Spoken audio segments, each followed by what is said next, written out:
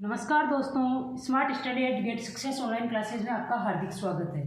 मैं मंजू चौधरी हाजिर हूँ आपके सामने फिर से एक नई क्लास के साथ। आज हम राजस्थान की हिस्ट्री के अंतर्गत पढ़ेंगे राजस्थान की प्राचीन सभ्यताएं। पिछली क्लास में जो हमने सभ्यताओं से संबंधित जो क्लास ली थी उसमें राजस्थान की जो प्रागैतिहासिक संस्कृति है उससे संबंधित क्लास ली थी। कहाँ उसका विस्तार पाया जाता है, उसके क्या खूबी है। आज हम बात करेंगे राजस्थान की प्राचीन सभ्यताओं के बारे में। कौन कौन सी सभ्यता कहाँ मिली है, वो किस विशेषता के लिए जानी जाती है। वैसे तो देखिए हम पढ़ते ही रहते हैं, पर इनमें जो महत्वपूर्ण फैक्ट जितने भी पूछे जाते हैं वो संपूर्ण मैंने इस क्लास में दे दिए हैं। इससे संबंधित जो भी प्राचीन सभ्यताओं से संबंधित जो क्वेश्चन पूछे जाते हैं कोशिश किए कि वो पूरे फैक्ट यहाँ इंक्लूड करूँ। तो आइए चर्चा करते हैं राजस्थान की प्राचीन सभ्यताओं के बारे में। सबसे पहले हम बात करेंगे कालीबंगा सभ्यता की, जो राजस्थान के हर एग्जाम में इससे रिलेटेड सबसे महत्वपूर्ण है। जो इतिहास की दृष्टि से अगर किसी में सभ्यता पूछी गई है तो अब बात करेंगे हम कालीबंगा सभ्यता के बारे में। देखिए अधिकतर तो कालीबंगा का शाब्दिक अर्थ पूछ लिया जाता है कि कालीबंगा का शाब्दिक अर्थ क्या है। जैसे मोहनजोदड़ो का भी पूछा जाता है, मृतकों का टीला। कालीबंगा का क्या, बंगा यानी चूड़ियाँ, काले रंग की चूड़ियाँ। कालीबंगा का शाब्दिक अर्थ क्या है, काले रंग की चूड़ियाँ। ये कौन सी नदी के किनारे पाई जाती है, प्राचीन दुरस्दती नदी या और सरस्वती नदी घाटी। वर्तमान में कौन सा क्षेत्र है, वो घग्गर नदी का क्षेत्र। तो किस नदी के तट पर पाई जाती है प्राचीन दुरस्दती और सरस्वती, या अगर वर्तमान की पूछे तो घग्गर नदी का क्षेत्र। तो प्राचीन वर्तमान जो घग्गर नदी का क्षेत्र है, प्राचीन में कौन सी नदी यहाँ से निकलती थी, आपसे दुरस्दती या सरस्वती नदी निकलती थी। हड़प्पा सभ्यता से भी प्राचीन। देखिए राजस्थान की एक ये ऐसी सभ्यता है जिसे हड़प्पा सभ्यता से भी प्राचीन माना जाता है, यानी सिंधु घाटी सभ्यता से भी प्राचीन माना जाता है। राजस्थान के हनुमानगढ़ जिले में स्थित कालीबंगा सभ्यता कहाँ है, जिले से संबंधित अगर आपसे पूछे जाए तो कहाँ पे, हनुमानगढ़ में। अगर नदी से संबंधित पूछी जाए तो वर्तमान में घग्गर नदी का क्षेत्र। 6000 वर्ष से भी अधिक प्राचीन। कितनी प्राचीन है ये, 6000 वर्ष से भी अधिक प्राचीन मानी जाती है। कालीबंगा नाम खुदाई में काली चूड़ियों के प्राप्त होने के कारण, यहाँ जब खुदाई की गई तो काली चूड़ियाँ प्राप्त हुई थी, तो इसी कारण इसको कहा जाता है कालीबंगा, क्योंकि बंगा का अर्थ होता है चूड़ियाँ। कालीबंगा यानी काले रंग की चूड़ियाँ, तो वहाँ खुदाई में मिली, इसलिए पंजाबी भाषा में बंगा का अर्थ क्या होता है, चूड़ी होता है। 4000 ईसा पूर्व पहले की है ये सभ्यता, यानी आज से 6000 वर्ष पूर्व। सर्वप्रथम 1952 में अमलानंद द्वारा इसकी खोज की गई। कालीबंगा सभ्यता की खोज किसके द्वारा की गई, अमलानंद घोष द्वारा। अभी पूछा गया था लेटेस्ट, इसी में ये जो अपना LDC का जो एग्जाम दिया गया था इसमें पूछा गया बिल्कुल सरल क्वेश्चन, कालीबंगा सभ्यता की खोज किसने की, अमलानंद घोष द्वारा। 1961-62 में बीबीलाल बीके थापर द्वारा उत्खनन। इसका उत्खनन कब किया गया, 1961-62 में। किसके द्वारा किया गया, बीबीलाल और बीके थापर द्वारा। अब देखिए उत्खनन में सभ्यता के कितने स्तर प्राप्त हुए हैं, 5 स्तर। 2 स्तर तो हड़प्पा सभ्यता से भी प्राचीन है, और तीसरा, चौथा और 5वां स्तर हड़प्पा सभ्यता के समकालीन है। इसमें 5 स्तर प्राप्त हुए हैं, यानी 5 टाइम के 5 समय के इसमें स्तर प्राप्त हुए हैं। 2 तो जो हड़प्पा सभ्यता है उससे भी प्राचीन है, और तीसरा, चौथा, 5वां जो स्तर है वो हड़प्पा सभ्यता के समकालीन है। कालीबंगा सभ्यता को 2 भागों में बांटा गया है, प्राक हड़प्पा सभ्यता और हड़प्पा सभ्यता। क्यों, क्योंकि हड़प्पा सभ्यता से प्राचीन है, तो प्राक हड़प्पा सभ्यता यानी जो इससे पहले की थी उसमें, और हड़प्पा सभ्यता में 2 भागों में बांट दिया इसको। कालीबंगा सुव्यवस्थित रूप से बसा नगर। कालीबंगा कैसा नगर है, सुव्यवस्थित रूप से बसा नगर। एक बार पूछ लिया गया था कि सिंधु घाटी सभ्यता की तरह वर्तमान नगर कौन सा बसा हुआ है, जयपुर, क्योंकि समकोण सड़कें काटती है। तो कालीबंगा सुव्यवस्थित रूप से बसा नगर है, समकोण पर काटती सड़कें व सड़कों के किनारे नालियाँ। इसमें समकोण पर काटती सड़कें, उनके किनारे नालियाँ। मकान बनाने में मिट्टी की ईंटों का प्रयोग धूप में पकाकर प्रयुक्त। मकान बनाने में किसकी, मिट्टी की ईंटों का प्रयोग किया गया, और उनको पकाया कहाँ गया, धूप में पकाया गया, यानी आग में उनको नहीं पकाया गया। तो कालीबंगा सभ्यता में जिन ईंटों का प्रयोग किया गया वो धूप में पकाई गई ईंटें, उत्खनन से प्राप्त मिट्टी के बर्तन व उनके अवशेष। उत्खनन से प्राप्त मिट्टी के बर्तनों में उनके जो अवशेष मिले पतले व हल्के तथा उनमें सुंदरता व सुडौलता का अभाव। जो बर्तनों के जो अवशेष मिले हैं वो पतले और हल्के मिले हैं। उनमें जो सुंदरता, जो सुडौलता पाई जानी चाहिए वो उन बर्तनों में उनका अभाव मिला है। बर्तनों का रंग लाल, जिन पर काले व सफ़ेद रंग की रेखाएं खींची गई है। बर्तनों का रंग लाल, देखिए हम इतनी जो सभ्यताएं पढ़ेंगे उनमें सब में अधिकतर ये काले, लाल और सफ़ेद रंग, काला और लाल रंग ज़्यादा यूज किया जाएगा इन बर्तनों में, ये कॉमन है। पर पूछिए वो बात जाती है जो एक सभ्यता के लिए स्पेशल होती है। जैसे काले रंग की चूड़ियाँ कहाँ प्राप्त हुई? कालीबंगा सभ्यता में। ऐसा कौन सा सभ्यता स्थल है राजस्थान का जो हड़प्पा सभ्यता से भी प्राचीन माना जाता है? तो कालीबंगा सभ्यता। कालीबंगा सभ्यता को कितने स्तर प्राप्त हुए? 5 स्तर। 2 स्तर हड़प्पा सभ्यता से भी प्राचीन और 3 स्तर हड़प्पा सभ्यता के समकालीन। अब इसकी थोड़ी और क्या विशेषताएं हैं उनकी चर्चा करते हैं। जूते हुए खेत के साक्ष्य मिले हैं। यहाँ से कई बार पूछा गया है, जूते हुए खेत के साक्ष्य कहाँ से मिले? कालीबंगा से। एक ही खेत में 2 फसल उगाने का अनुमान, यहाँ ऐसा अनुमान लगाया गया है कि एक ही खेत में 2 फसलें उगाई जाती थी। कब्रिस्तान से समाधान पद्धतियों की जानकारी, यहाँ पे कब्रिस्तान भी मिला है। एक बच्चे के कंकाल की खोपड़ी में 6 छिद्र, एक बच्चे की कंकाल की खोपड़ी में 6 छिद्र मिले हैं। मस्तिष्क शोथ बीमारी के इलाज का प्रमाण, यानी सर्जरी करके मस्तिष्क शोथ बीमारी के इलाज का प्रमाण कहाँ से मिला है? कालीबंगा से। वहाँ एक खोपड़ी मिली है बच्चे की जिसमें 6 छिद्र मिले हैं। वेरी इंपॉर्टेंट, ये भी मतलब ऐसी विशेषताएं जो पूछी जाती है जो विशेष रूप से एक ही स्थान से मिली हो, तो जूते हुए खेत के साक्ष्य कालीबंगा से। खोज किसने की? अमलानंद घोष ने। कंकाल में खोपड़ी में 6 छिद्र कहाँ मिले हैं? कालीबंगा सभ्यता में। खिलौना मस्तिष्क, खिलौना बैलगाड़ी, हवन कुंड, देखिए कालीबंगा से हवन कुंड भी मिले हैं। लकड़ी की नाली, बेलनाकार मोहर, कांच के मनके, चूड़ियाँ, तांबे की चूड़ियाँ भी मिली है। औजार, तौल के बाट, पशु पक्षियों के स्वरूप वाले खिलौने, जो पशु पक्षियों के जैसे हो वैसे खिलौने भी मिले हैं। लिपि किसके समान? सिंधु लिपि के समान, दाएं से बाएं। जैसे अपन लिखते हैं तो अपन इधर से इधर लिखेंगे, बाएं से दाएं लिखेंगे, ये इधर से उधर लिखते थे, यानी इनकी लिपि सिंधु लिपि के समान ही थी। सिंधु लिपि में भी कैसा? दाएं से बाएं लिखा गया, तो दाएं से बाएं। भूकंप के प्राचीनतम साक्ष्य, भूकंप के प्राचीनतम साक्ष्य कहाँ से मिलते हैं? कालीबंगा से। यानी जो सबसे प्राचीनतम जो साक्ष्य माने जाते हैं वो कहाँ से मिलेंगे? कालीबंगा से। ये थी हमारी कालीबंगा की महत्वपूर्ण जो विशेषताएं हैं जो कालीबंगा से रिलेटेड पूछी जाती है एग्जाम में। जैसे जूते हुए खेत के साक्ष्य कहाँ? एक ही खेत में 2 फसल उगाने का अनुमान या प्रमाण कहाँ से मिलता है? कालीबंगा से। बच्चे के कंकाल की खोपड़ी में 6 छिद्र या कंकाल की खोपड़ी में 6 छिद्र मिले, कौन सी सभ्यता से प्राप्त हुआ? कालीबंगा से। खिलौना बैलगाड़ी कहाँ से मिली? कालीबंगा से। और ये लिपि अभी तक पढ़ी नहीं जा सकी, ये चित्रात्मक लिपि है जो अभी तक नहीं पढ़ी जा सकी है। कैसे लिखी जाती थी? दाएं से बाएं। और भूकंप के प्राचीनतम साक्ष्य कहाँ से मिलते हैं? कालीबंगा सभ्यता से। अब हम बात करते हैं आहार सभ्यता की।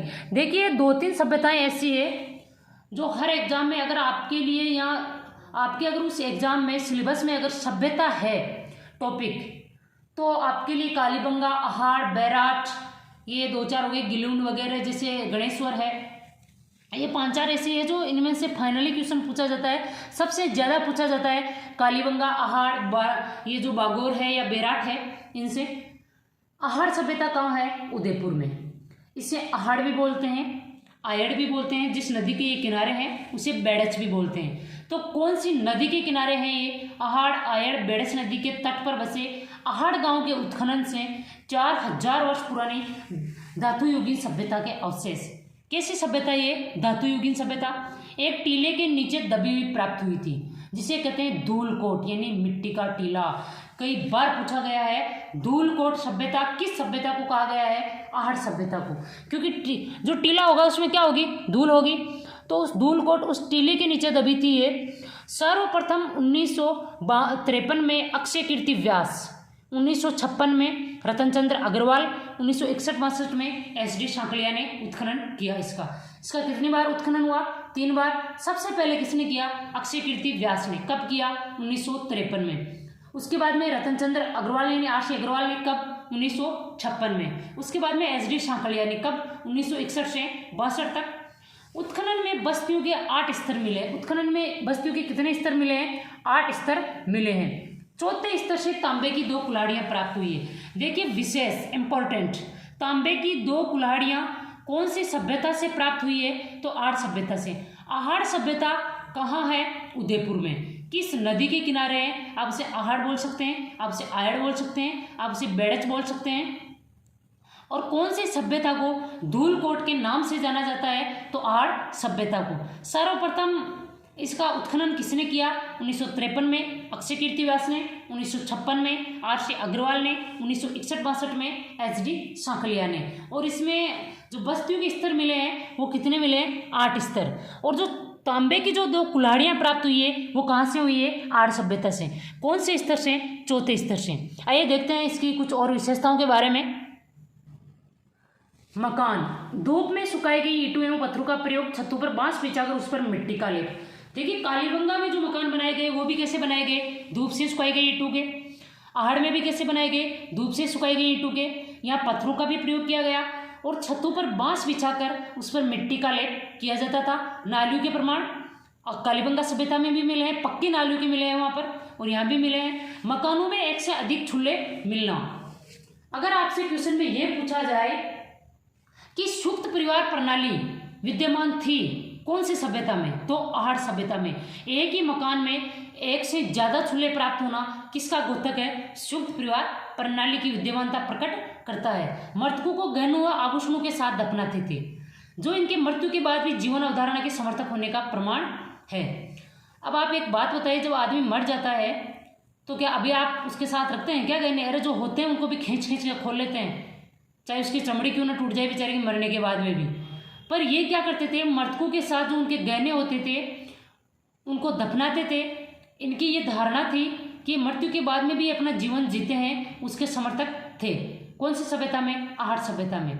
उत्खनन में मिट्टी के बर्तन यानी मृत भांड सर्वाधिक प्राप्त। उत्खनन में मृत भांड मिट्टी के बर्तन सर्वाधिक प्राप्त कहाँ से हुए? आहड़ में। आपसे ऐसे याद कर सकते हैं कि धूलकोट किस सभ्यता का नाम है? आहड़ सभ्यता का। अगर उसका नाम धूलकोट है तो वहाँ सबसे ज्यादा धूल पाई जाती है, तो सबसे ज्यादा धूल के बर्तन कहाँ से प्राप्त होंगे? आहड़ से। तो मृत भांड मिट्टी के बर्तन सर्वाधिक कहाँ से प्राप्त हुए? आहड़ सभ्यता से। आहड़ को लाल काले मृत भांड वाली संस्कृति का प्रमुख केंद्र सिद्ध कर दिया। तो आहड़ को लाल काले मृत भांड वाली, मैंने क्या कहा था आपसे कि जो लाल और जो काला कलर है ये पीछा नहीं छोड़ेगा हम जब तक पूरी सभ्यताएं पढ़ेंगे, क्योंकि जितनी भी ये जो मृत भांड बनाए गए हैं हर सभ्यता में इन कलर का यूज किया गया है। तो आहड़ को लाल काले मृत भांड वाली संस्कृति का प्रमुख केंद्र सिद्ध कर दिया। किसने? सबसे ज्यादा मिट्टी के बर्तन वहां से मिलना। आहड़ का दूसरा नाम क्या है? ताम्रवर्ती नगरी यानी तांबा नगरी। तांबे के औजारों व उपकरणों के अत्यधिक प्रयोग के कारण इसको ताम्रवर्ती नगरी क्यों कहा गया? क्योंकि तांबे के औजार एवं उपकरण के अत्यधिक प्रयोग के कारण यहाँ पे जो तांबे के औजार थे और जो उपकरण थे इनका बहुत ज्यादा प्रयोग किया जाता था। तांबे की 6 मुद्राएं, तांबे की कुल्हाड़ियाँ, अंगूठियाँ, चूड़ियाँ, तांबे की कलाकृतियाँ व चदरें। यहाँ से क्या मिला है उत्खनन में? तांबे की 6 मुद्राएं, तांबे की कुल्हाड़ियाँ, अंगूठियाँ, चूड़ियाँ, तांबे की कलाकृतियाँ व चदरें। मिट्टी के पत्थर के मनके व आभूषण। मनका जानते हो ना, जो माला में होता है। तो मिट्टी व पत्थर के मनके, उनके आभूषण। अब आपको पता है पहले वाले बेचारे सोना चांदी ये तो जानते नहीं थे, सबसे पहले तांबे की खोज की, फिर उसके बाद में आभूषण बनाए होंगे। तब तक उनसे बनाना नहीं सीखे, तब तक वो कौन से आभूषण पहनते थे?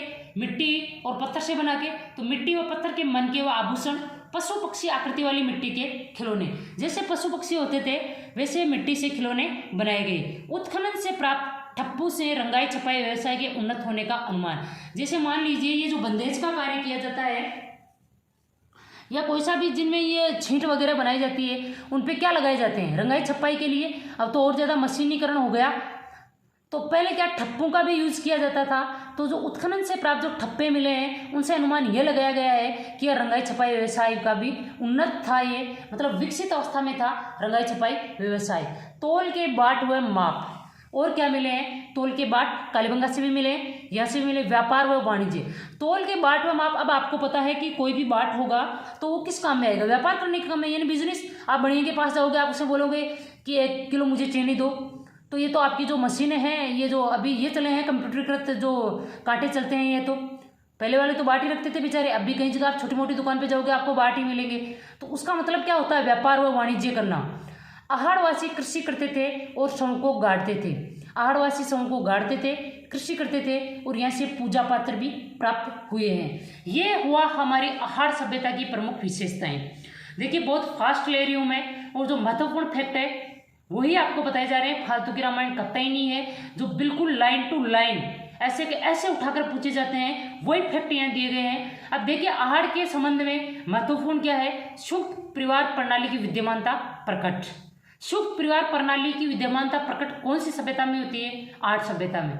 मृतकों को गहने व आभूषणों के साथ दफनाना, और सबसे ज्यादा मिट्टी के बर्तन कहाँ से मिले, आर्य सभ्यता से। आप इसे ऐसे कनेक्ट करके पढ़ सकते हैं कि आर्य सभ्यता को क्या बोला जाता है, धूलकोट, क्योंकि वहाँ धूल सबसे ज्यादा है। अब वहाँ जहाँ पे अगर कोई चीज ज्यादा होगी तो उसका यूज भी ज्यादा किया जाएगा, तो यहाँ पे मिट्टी के बर्तन बहुत ज्यादा बनाए गए। यहाँ से तांबे की कुल्हाड़ियाँ मिली है, इसको ताम्रवर्ती नगरी कहा जाता है। क्यों, क्योंकि यहाँ तांबे के औजारों उपकरणों के अत्यधिक प्रयोग के कारण। तौल के बाट व माप के कारण व्यापार व वाणिज्य का प्रमाण मिलता है। ठप्पू के कारण रंगाई व छपाई व्यवसाय के उन्नत होने का प्रमाण मिलता है। ये हो गई हमारी कालीबंगा सभ्यता और आहार सभ्यता।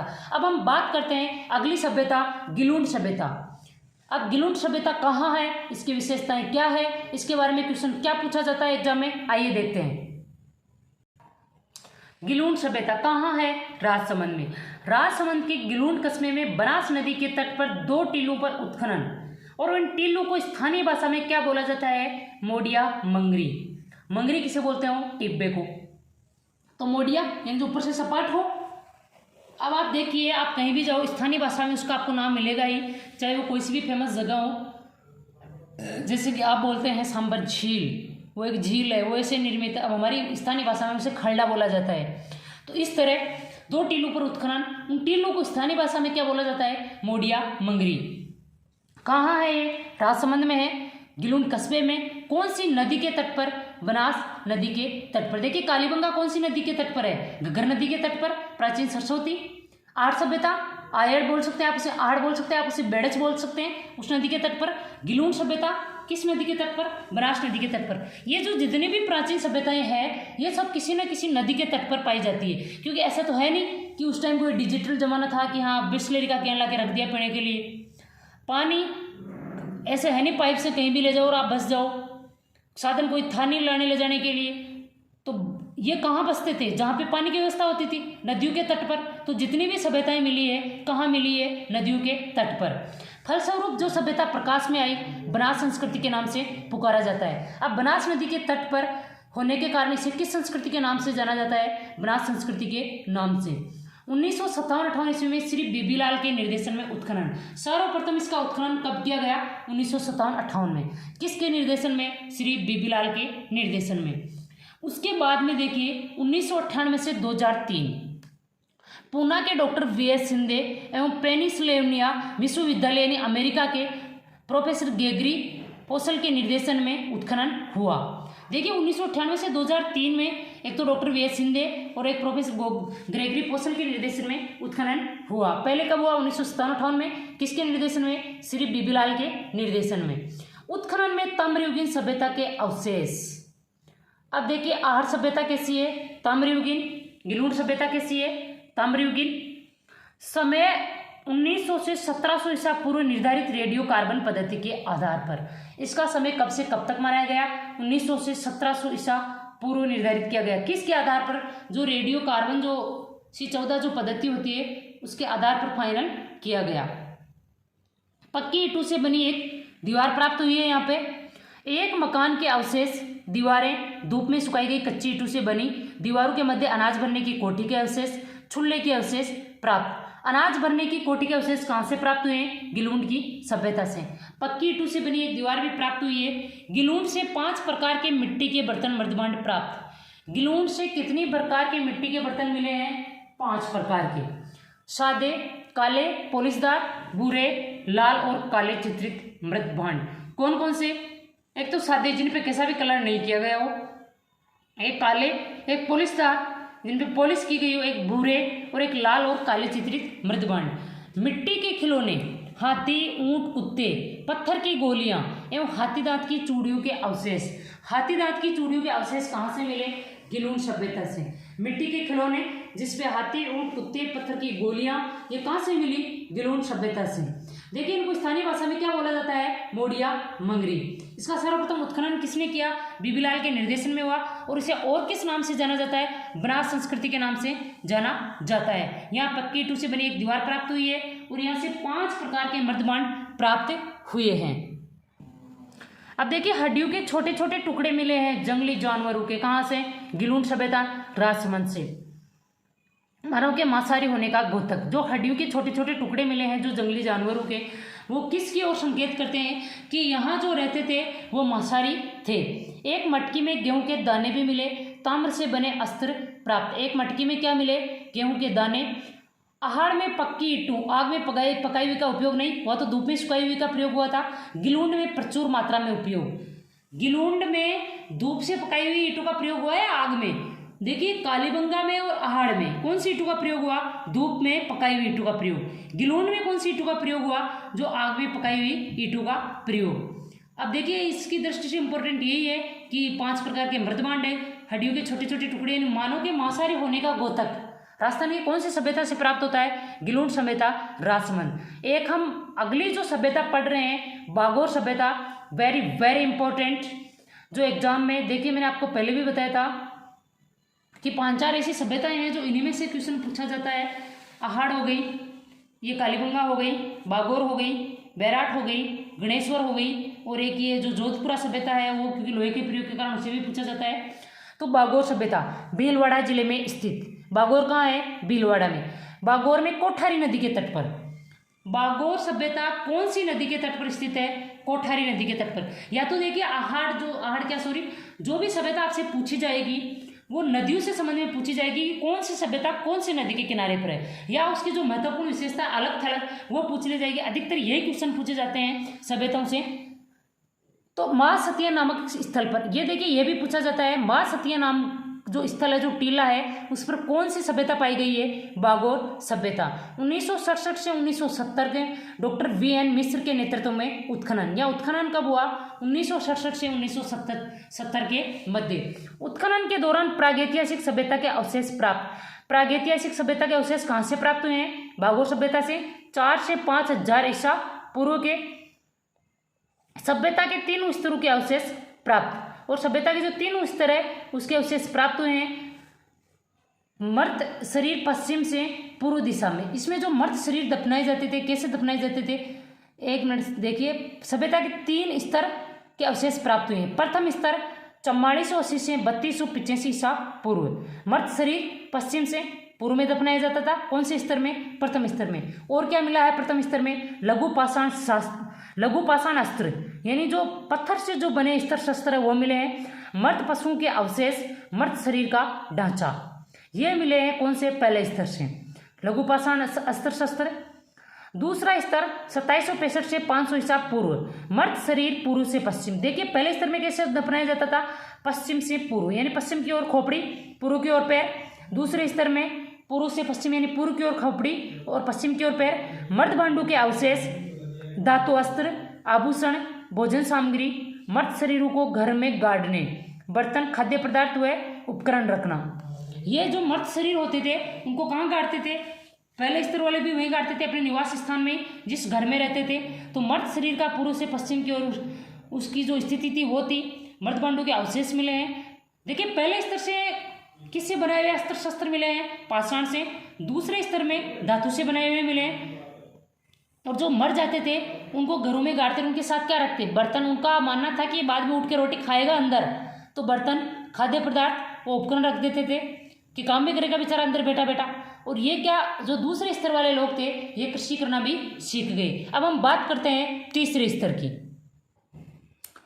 तीसरा स्तर 500 ईसा पूर्व से 4वीं सदी तक, मर्द शरीर उत्तर से दक्षिण दिशा में। देखिए पहला पश्चिम से पूर्व, दूसरा पूर्व से पश्चिम दूसरे स्तर में।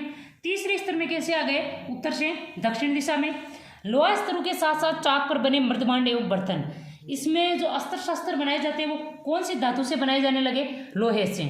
चाक पर बने मृदभांड एवं बर्तन, बड़ी संख्या में लघु पाषाण उपकरण, बड़ी संख्या में पत्थरों के छोटे उपकरण मानव की आखेट पर निर्भरता प्रमाणित करते हैं कि मानव आखेट पर निर्भर था। मानव क्या करता था? शिकारी था, जंगल में आखेट करके यानी शिकार करके जीता था। तो मानव का जीवन किस पर निर्भर था? आखेट पर। कौन से स्तर से प्रमाणित होता है? तीसरे स्तर से। आवास बनाने के लिए पत्थर के साथ ईंटों का प्रयोग, मकान बनाने के लिए पत्थर के साथ ईंटों का प्रयोग भी।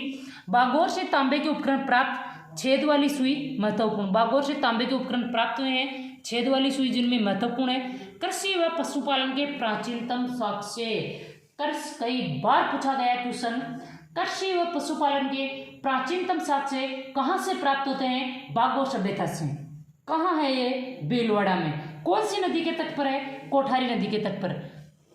देखिए, हमने जितनी भी हम जो पढ़ रहे हैं ये सब नदियों के तट पर ही है अधिकतर। अब हम बात करते हैं अगली सभ्यता जो एक महत्वपूर्ण सभ्यता है और गणेश्वर सभ्यता की। गणेश्वर सभ्यता कहाँ है? नीम का ताना सीकर में 1000 बार पूछी जा चुकी है। कौन सी नदी के तट पर है? कांतली नदी के उद्गम पर स्थित है। ताम्रयुगीन संस्कृति का महत्वपूर्ण स्थल है। गणेश्वर किसका स्थल है? ताम्रयुगीन संस्कृति का महत्वपूर्ण स्थल है। उत्खनन किसके नेतृत्व में? RC अग्रवाल के नेतृत्व में। उत्खनन में यहाँ से 2800 ईसा पूर्व की सभ्यता के अवशेष मिले हैं। उत्खनन में यहाँ से कौन सी सभ्यता के अवशेष मिले हैं? आज से 2800 ईसा पूर्व पुरानी सभ्यता के अवशेष मिले हैं। अत्यधिक मात्रा में तांबे के आयुध व उपकरण ताम्रयुगीन सभ्यताओं में प्राचीनतम सिद्ध। यहाँ से अत्यधिक मात्रा में तांबे के आयुध व उपकरण मिले हैं। और ताम्रयुगीन सभ्यताओं में जो सबसे प्राचीनतम जो सिद्ध जो सभ्यता होती है वो कौन सी होती है? गणेश्वर सभ्यता। तांबे के उपकरणों व पात्रों में 99% तांबा। यहाँ से जो तांबे के जो उपकरण और जो पात्र प्राप्त हुए हैं उनमें तांबा कितना है? 99%। इस क्षेत्र में ताम्र की प्रचुर उपलब्धता का द्योतक। अब कोई भी चीज़ हो उसमें अगर प्योरिटी पाई जाएगी, अगर 100 में से 99% तांबा पाया जा रहा है तो इसका मतलब यह है कि वहाँ पे ये चीज़ प्रचुर मात्रा में पाई जाती थी। तो इस क्षेत्र में तांबा प्रचुर मात्रा में उपलब्ध था। मिट्टी के बर्तन प्राप्त। कृपसवर्णी मर्द पात्र कहते हैं। यहाँ से जो मिट्टी के बर्तन मिले उन्हें क्या कहते हैं? कृपसवर्णी मर्द पात्र। काले व नीले रंग से सजाए हुए। कैसे सजाए हुए? काले व नीले रंग से। देखिए, नीले रंग का प्रयोग बर्तनों में कौन सी सभ्यता में हुआ है? गणेश्वर सभ्यता में। गणेश्वर भारत की ताम्र सभ्यताओं की जननी कहलाती है, क्योंकि हमने अभी पढ़ा कि सबसे जो अगर प्राचीनतम जो तांबा का जो साक्ष्य मिलता है वो कहाँ से मिलता है? गणेश्वर सभ्यता सीकर से। तो भारत की जितनी भी ताम्र सभ्यताएं हैं उनकी जननी यानी उनकी जन्म देने वाली सर्वप्रथम यानी सबसे पहले किस ताम्र सभ्यता का विकास हुआ? तो गणेश्वर सभ्यता का। यहाँ से तांबा हड़प्पा व मोहनजोदड़ो को भी भेजा जाता था। यहाँ से तांबा किस किस को भेजा जाता था? हड़प्पा और मोहनजोदड़ो को। मकानों में पत्थर के प्रयोग के साक्ष्य। यहाँ पर जो मकान बनाए गए उनमें पत्थर के प्रयोग के साक्ष्य मिले। बस्ती को बाढ़ से बचाने के लिए पत्थर के बांध बनाए गए। और बस्ती को बाढ़ से बचाने के लिए और क्या किया गया? पत्थर के बांध बनाए गए। पत्थर के बांध कौन सी सभ्यता में बनाए गए? गणेश्वर सभ्यता में। कहाँ है गणेश्वर सभ्यता? नीम का तना सीकर। कौन सी नदी पर? कांतली नदी के उद्गम स्थल पर। ताम्र सभ्यताओं की जननी कहा जाता है इसे। ताम्र सभ्यताओं की जननी कौन सी सभ्यता को कहा जाता है? कई बार पूछ लिया गया है गणेश्वर सभ्यता को। यह है हमारी गणेश्वर सभ्यता। अब हम बात करते हैं भीनमाल की सभ्यता। भीनमाल का आपने नाम सबने सुना होगा, क्योंकि भीनमाल एक ऐसा प्रदेश है, मतलब ऐसा गांव था जो प्राचीन समय का ऐसा नगर था जिसने बहुत सारे विद्वान ये दिए। तो भीनमाल आप इतिहास की दृष्टि से देख लो, कहीं ना कहीं पूछा ही जाता है। साहित्य की दृष्टि से देख लो, विद्वानों की दृष्टि से। कहाँ है भीनमाल? जालोर में।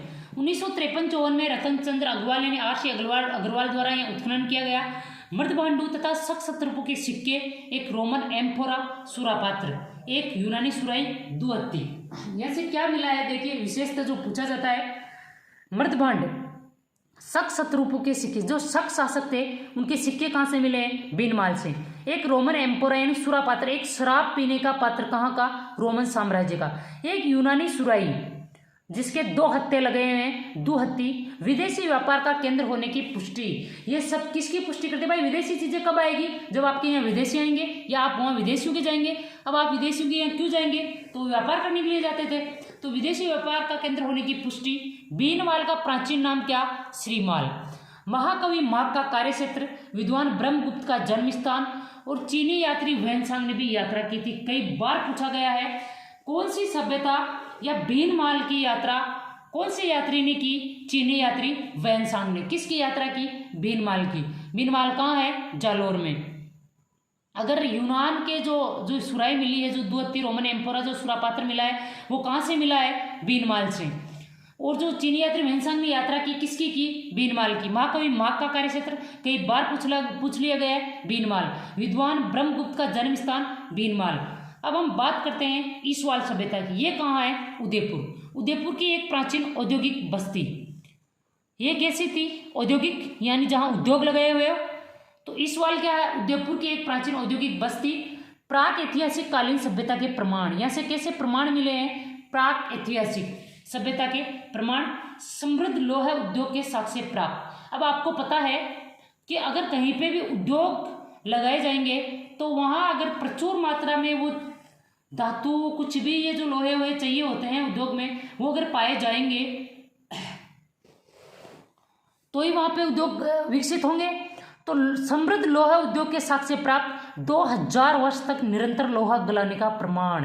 Very very important. 2000 वर्ष तक कंटिन्यू लोहा गलाने का प्रमाण कहाँ प्राप्त हुआ है? ईसवाल में। कहाँ है ईसवाल? उदयपुर में। लोहा मल, लोहा एस्क, मिट्टी में प्रयुक्त होने वाले पाइप मिले। देखिए यहाँ पाइप मिले हैं, लोहे मल, लोहे एस्क और मिट्टी में प्रयुक्त होने वाले। 500 ईसा पूर्व लोहे गलाने का कार्य, मौर्य, शुंग व कुषाण काल में लोहा गलाने का कार्य। 500 ईसा पूर्व में भी यहाँ लोहा गलाने का कार्य किया जाता था। मौर्य और शुंग वंश व कुषाण काल में भी लोहा गलाने का कार्य किया जाता था। हड्डियां व ऊंट के दांत, यहाँ से और क्या मिले हैं? हड्डियां मिली है। ऊंट के दांत कहाँ से मिले हैं? ईसवाल सभ्यता कहाँ है? उदयपुर में। और अगर किसी औद्योगिक नगरी जिसे कहा जाता है प्राचीन औद्योगिक बस्ती उदयपुर की, कौन सी? ईसवाल। और कितने हजार वर्ष तक ये निरंतर लोहा गलाने के प्रमाण मिले हैं? 2000 वर्ष तक। ये बात हो गई ईसवाल की। अब हम बात करते हैं बैराट सभ्यता की। ये आपके एग्जाम की दृष्टि से इंपॉर्टेंट है, ध्यान से पढ़िएगा, क्योंकि महाभारत यानी जो पांडव जो थे उनसे संबंधित है ये स्थान, और उसके बाद में जो अशोक हुआ महान शासक, उससे भी संबंधित है ये स्थान, इसलिए अक्सर पूछा जाता है।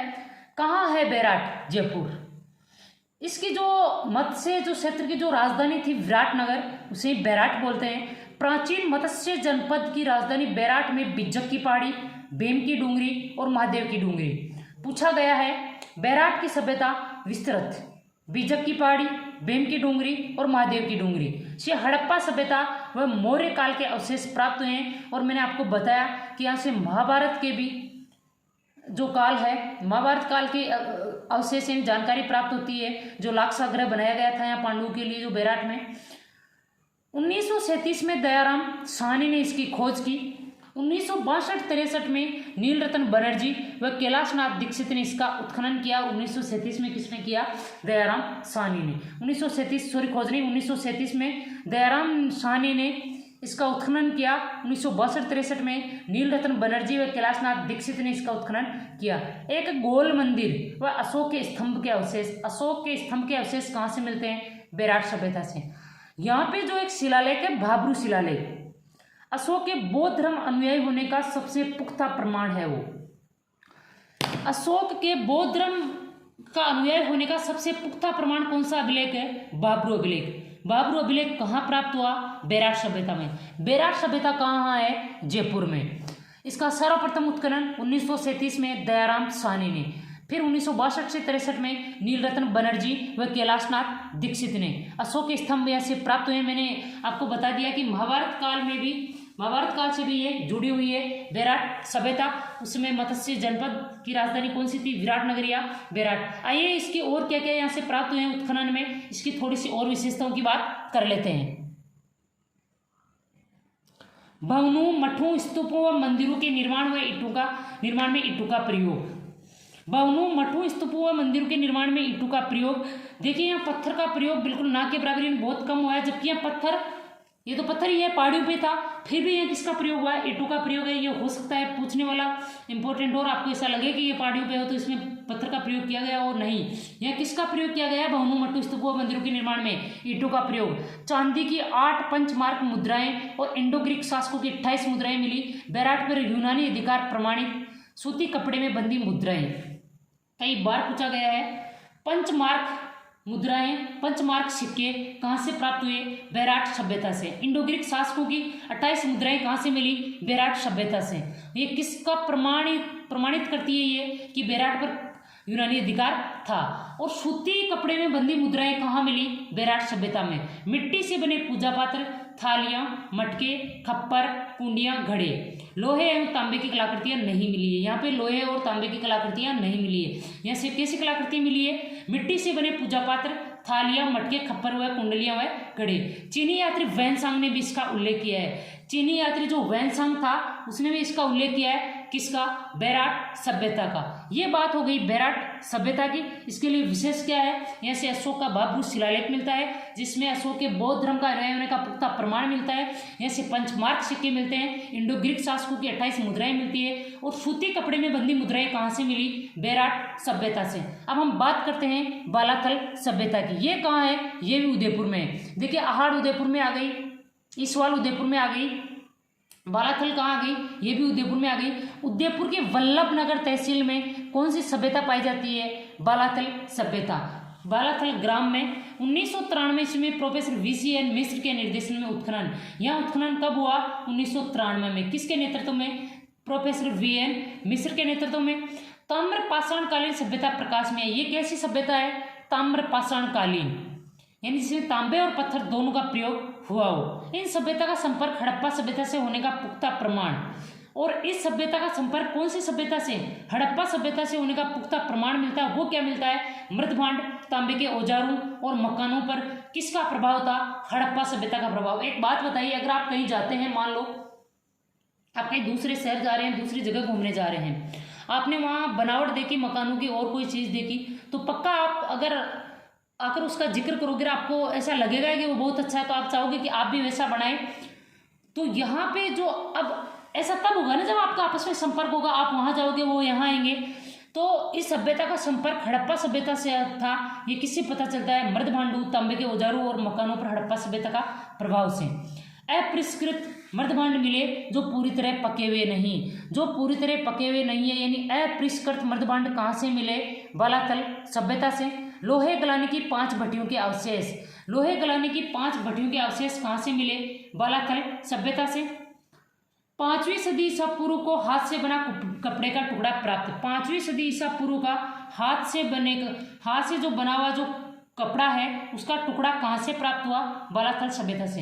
देखिए प्राचीनतम पशुपालन और कृषि के साक्ष्य तो कहाँ मिलते हैं? बागोर सभ्यता में, भीलवाड़ा में। और 5 सदी ईसा पूर्व हाथ से बुने कपड़े का टुकड़ा कहाँ से प्राप्त हुआ? बालाथल सभ्यता से। और सूती कपड़े में बंदी मुद्राएं कहाँ से प्राप्त हुई? बेराट सभ्यता से। तांबे के औजारों में गंडा से चाकू, उस्तरे, ये जो चूलदार जो बाणों के अग्रभाग तथा तांबे के सिक्के मिले। हाथी और चंद्रमा की आकृतियां उत्कीर्ण, इनके जो बाणों के अग्रभाग तथा तांबे के सिक्के मिले तथा आकृतियां उत्कीर्ण मिली। ये थी हमारी बालाथल सभ्यता। अब इसके संबंध में विशेष क्या है कि यहाँ से अपरिष्कृत मृदभांड मिले जो पूरी तरह पके हुए नहीं है, 5 भट्टियों के अवशेष मिले, हाथ से बुने हुए कपड़े का प्रमाण मिला। और ये कहाँ है? वल्लभनगर तहसील में। अब हम बात करते हैं रंगमहल सभ्यता की। यह कहाँ है? रंगमहल सभ्यता हनुमानगढ़ जिले में स्थित सरस्वती एवं दुरस्वती नदी घाटी में पल्लवित पुष्पित। हनुमानगढ़ जिले में कौन सी फेमस सभ्यता है? वैसे तो कालीगंगा। रंगमहल कहाँ है? ये भी हनुमानगढ़ में है। कौन सी नदियों के किनारे? सरस्वती एवं दुरस्वती नदी घाटी में पल्लवित पुष्पित हुई है। 1952-54 में स्वीडन पुरातत्वविद श्रीमती हन्ना रीड के निर्देशन में। इसका उत्खनन कब हुआ? 1952 से 54। किसके नेतृत्व में? स्वीडन की पुरातत्वविद थी श्रीमती हन्ना रीड के निर्देशन में। लाल रंग के पात्रों पर काले रंग के डिजाइन के कारण रंगमहल नाम मिला। इसका रंगमहल नाम क्यों मिला? लाल रंग के पत्रों जो पात्र थे, मृदभांड थे, उनपे कौन से रंग से डिजाइन बनाई गई? काले रंग से। कौन सी सभ्यता में? रंगमहल सभ्यता में। रंगमहल सभ्यता है कहाँ? हनुमानगढ़ में। कौन सी नदियों के किनारे? सरस्वती एवं दुरस्वती नदियों के किनारे। कुषाण शासकों के सिक्के व मिट्टी की मुहरें प्राप्त। रंगमहल से और क्या प्राप्त हुआ है? कुषाण शासकों के सिक्के और मिट्टी की मुहरें। मिट्टी की छोटी पहिएदार गाड़ियां, और मिट्टी की छोटी पहिएदार गाड़ियां भी कहाँ से प्राप्त हुई? रंगमहल से। ये थी हमारी रंगमहल सभ्यता। 2-3 सभ्यता और बच गई है, उनके बारे में चर्चा कर लेते हैं। अब हम बात करते हैं औजियाना सभ्यता। ये कहाँ है? भीलवाड़ा में। आहार संस्कृति से संबंधित, ये किससे संबंधित है? आहार संस्कृति से। 2000 ईस्वी में उत्खनन हुआ। विकास इसका 3 चरणों में माना जाता है। बैल एवं गाय की मरण मूर्ति, कार्नेलियन फियांस तथा पत्थर के मनके, शंख एवं तांबे की चूड़ियां, मरण में खिलौना गाड़ी के पहिए, सिलबट्टा, प्रस्तर, हथौड़ा, गोल छेद वाला पत्थर। देखिए वैसे तो जो इम्पोर्टेंट थी वो हम पढ़ चुके, फिर भी जो इम्पोर्टेंट आएगी उनके बारे में बता दूंगी। बाकी जो छोटी मोटी जो ये सभ्यताएं हैं वो मैंने ऐसे दे दी कि मान लो इनसे संबंधित पता नहीं, खुदा ना खास्ता क्वेश्चन आ जाए तो आपको पता होना चाहिए। ये किस संस्कृति से संबंधित है? आहड़ से। इसका उत्खनन कब हुआ? 2000 ईस्वी में। इसका विकास कितने चरणों में हुआ? 3 चरणों में। यहाँ से बैल एवं गाय की मरण मूर्ति मिली है, मिट्टी से बनी हुई मूर्ति मिली है। कार्नेलियन फियांस तथा पत्थर के मनके मिले हैं यहाँ से। शंख एवं तांबे की चूड़ियां, मरण में खिलौना गाड़ी के पहिए, सिलबट्टा यानी जिसमें हम मिर्ची पकड़ते हैं ना घर पे, सिलबट्टा, प्रस्तर, हथौड़ा यानी पत्थर का हथौड़ा, गोल छेद वाला पत्थर मिला है। अब हम बात करते हैं नगरी की सभ्यता। इसके बारे में भी पूछा जाता है। चित्तौड़गढ़ के पास स्थित नगरी को पाणिनि की अष्टाध्यायी में क्या कहा गया है? माध्यमिका। अगर उससे नहीं पूछा जाएगा तो आपको माध्यमिका को लेकर क्वेश्चन पूछा जा सकता है। माध्यमिका कौन सी सभ्यता को कहते हैं? नगरी की सभ्यता को। किसमें कहा गया है? पाणिनि की अष्टाध्यायी में। या आपको ऐसे पूछ सकते हैं कि पाणिनि की अष्टाध्यायी में कौन सी सभ्यता का जिक्र मिलता है? तो नगरी की सभ्यता का। 1872 में कालाइतल द्वारा इसकी खोज की गई। किसके द्वारा खोज की गई इसकी? कालाइतल द्वारा। कब की गई? 1872 में। 1919-20 में आरजी भंडारकर ने, 1961-62 में केबी सौंदरराजन ने इसका उत्खनन किया। गुप्तकालीन मंदिर के अवशेष। देखिए गुप्तकालीन मंदिर के अवशेष कहाँ से मिलते हैं? नगरी की सभ्यता से। इतनी देर में गुप्तकालीन मंदिर कहीं नाम नहीं आया। विशेषता जो नगरी सभ्यता के बारे में आपसे पूछेंगे तो हो सकता है ये पूछ ले कि पाणिनि की अष्टाध्यायी में इसका किस नाम से जिक्र है, या गुप्तकालीन मंदिर के अवशेष जिसमें शिव की मूर्ति प्रतिष्ठापित है कहाँ मिले हैं? नगरी की सभ्यता में। अहाड़ एवं सिवनी जनपद के सिक्के। अगर माध्यमिका इसका नाम है तो पक्का ये जनपद उससे संबंधित है। तो अहाड़ एवं सिवनी जनपद के सिक्के कहाँ से प्राप्त हुए? नगरी की सभ्यता से। 4 चक्राकार कुएं एवं गुप्त युगीन अवशेष। अगर गुप्तकालीन मंदिर मिला है तो दिमाग लगाना चाहिए कि फिर गुप्त युगीन अवशेष कहाँ से मिले? नगरी की सभ्यता से। ये थी हमारी नगरी की सभ्यता। अब हम बात करते हैं तिलवाड़ा की सभ्यता। तिलवाड़ा कहाँ? बाड़मेर में। कौन सी नदी के तट पर? लूणी नदी के तट पर। 1666-67 में उत्खनन। 5 आवास स्थलों के अवशेष। यहाँ से क्या मिला है? 5 आवास स्थलों के अवशेष मिले हैं। इसका उत्खनन कब हुआ? 1666-67 में। चाक पर बने सलेटी व लाल रंग के मृदबाण, सिलबट्टा, जली हुई हड्डियां, बर्तनों एवं सूक्ष्म उपकरणों के टुकड़े। एक अग्निकुंड भी मिला। मानव अस्थि भस्म तथा मृत पशु के अस्थि अवशेष प्राप्त। That's important fact. एक अग्निकुंड मिला यहाँ से, जिसमें क्या मिला है? मानव की अस्थियां जो भस्म की गई, यानी मानव की बलि दी जाती थी अग्निकुंड में। तब मृत पशुओं के अस्थि अवशेष भी प्राप्त हुए। उसी अग्निकुंड में मृत जो पशु है उनके अस्थि अवशेष भी प्राप्त हुए। डॉक्टर VN मिश्र के अनुसार इसका काल 500 ईसा पूर्व से 200 ईस्वी तक का।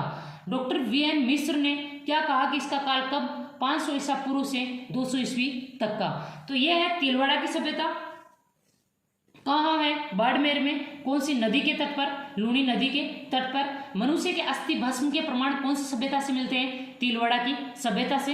यहाँ से अग्निकुंड मिला है। देखिए हवन कुंड के साक्ष्य कालीबंगा से भी मिले। अब हम बात करते हैं एक छोटी सी महत्वपूर्ण सभ्यता है सुनारी सभ्यता। कहाँ है ये? झुंझुनू जिले की खेतड़ी तहसील में। लोहा एवं जो बनाने की जो भट्टियां हैं उनके अवशेष भी यहाँ से मिले हैं। और ये भी कौन सी नदी के तट पर है? कांतली नदी के तट पर।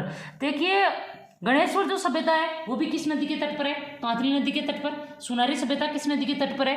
कांतली नदी के तट पर। लोहा बनाने की भट्टियों के अवशेष, धोखने लगाने की व्यवस्था, जो धोखने लगाई जाती है ना पीछे से उनमें, तो धोखने लगाने की व्यवस्था कहाँ? सुनारी की सभ्यता में। लोहे के तीर, कृष्ण परिमार्जित मर्दपात्र, मिट्टी तथा पत्थर के मनके, शंख की चूड़ियां, मरण मूर्तियां, चावल का प्रयोग, घोड़े से रथ खींचते थे। देखिए यहाँ के लिए क्या इंपॉर्टेंट है? सुनारी की सभ्यता कहाँ है? झुंझुनू जिले की खेतड़ी तहसील में। कौन सी नदी के तट पर है? कांतली नदी के तट पर। और जो तिलवाड़ा की सभ्यता वो कौन सी नदी के तट पर है? लूणी नदी के तट पर।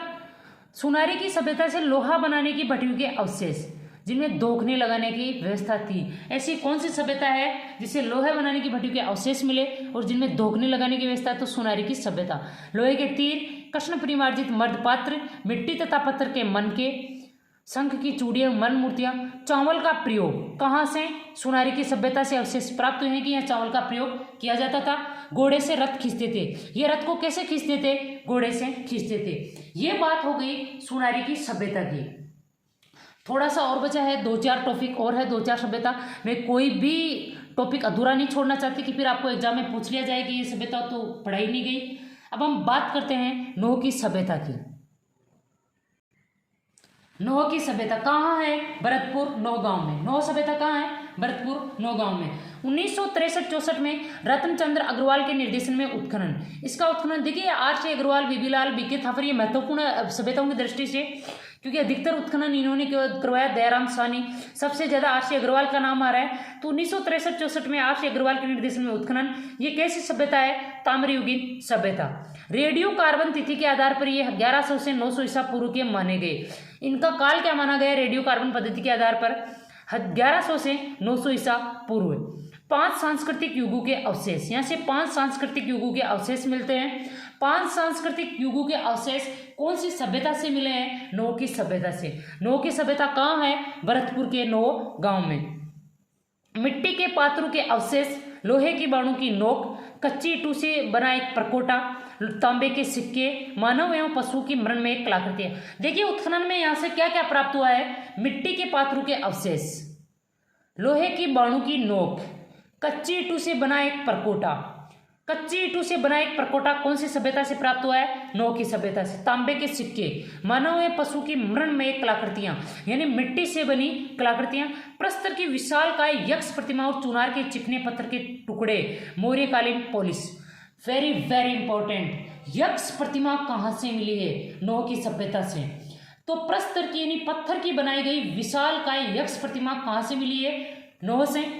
और चुनार के चिकने पत्थर पर टुकड़े जो मिले हैं उन पर क्या है? मौर्यकालीन समय की पॉलिश की गई है। लोहे में कृषि संबंधी उपकरणों एवं चक्रकूपों के अवशेष, चक्रकूप यानी चक्रकूपों का अवशेष यहाँ से प्राप्त हुआ है। लोहे में कृषि संबंधी उपकरणों के अवशेष भी यहाँ से मिले हैं कि प्रयोग किया जाता था। मकान के लिए पक्की ईंटों का प्रयोग, मकान के लिए किसका प्रयोग करते थे? ये पक्की ईंटों का प्रयोग करते थे। कुषाण नरेश हुइस्क एवं वासुदेव के सिक्के भी यहाँ से मिले।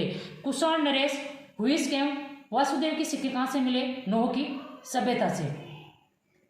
तो कहाँ है ये? भरतपुर के नोह गांव में। सबसे ज्यादा जो इंपॉर्टेंट फैक्ट है नोह की सभ्यता को लेकर वो क्या है? यक्ष प्रतिमा कहाँ से मिली है? नोह की सभ्यता से। चुनार के चिकने पत्थर के टुकड़े जिन पे मौर्यकालीन पॉलिश की गई है कहाँ से मिले हैं? नोह की सभ्यता से। जोधपुरा की सभ्यता, जयपुर जिले के साबी नदी के तट पर। जोधपुरा, देखिए इनका नाम जोधपुरा है जबकि ये सभ्यता कहाँ है? जयपुर जिले में। जयपुर जिले में साबी नदी के तट पर जोधपुरा गांव में 1972-75 में उत्खनन का कार्य किया गया।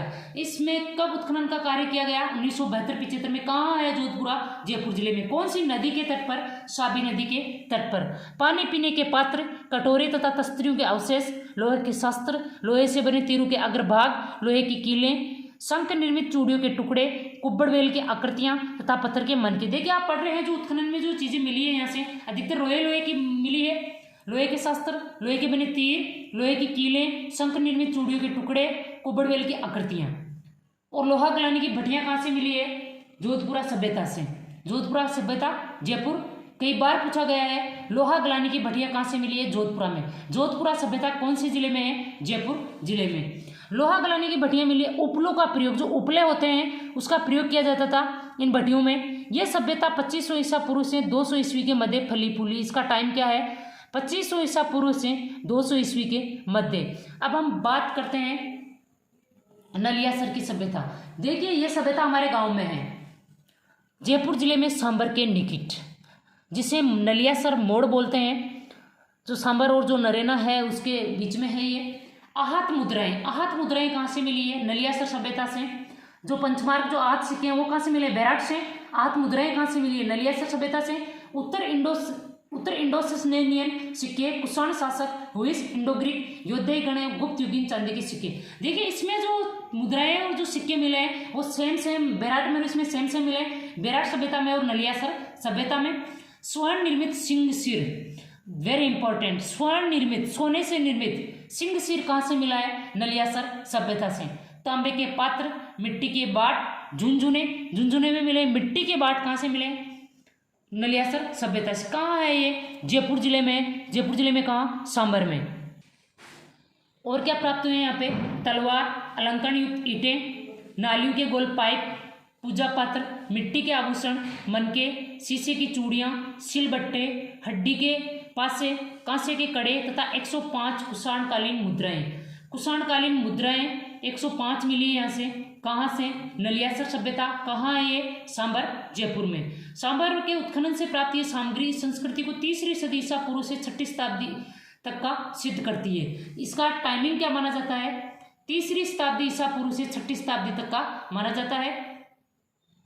तो इसमें और जो बेराट हैं सेम मिले हैं। कई बार इसका जिला भी पूछ लिया जाता है। और आहत मुद्राएं कहाँ से मिली है? कुषाणकालीन सिक्के कहाँ से मिले? नलियासर सभ्यता से। अब हम बात करते हैं नगर की सभ्यता। ये कहाँ है? टोंक जिले में स्थित। उत्खनन से 6000 मालव सिक्के मिले। Very important. यही है इससे संबंधित जो पूछा जाता है। एक तो ये पूछ लिया जाएगा कि नगर की सभ्यता कहाँ स्थित है? टोंक जिले में। उत्खनन से मालव सिक्के मिले कितने? 6000।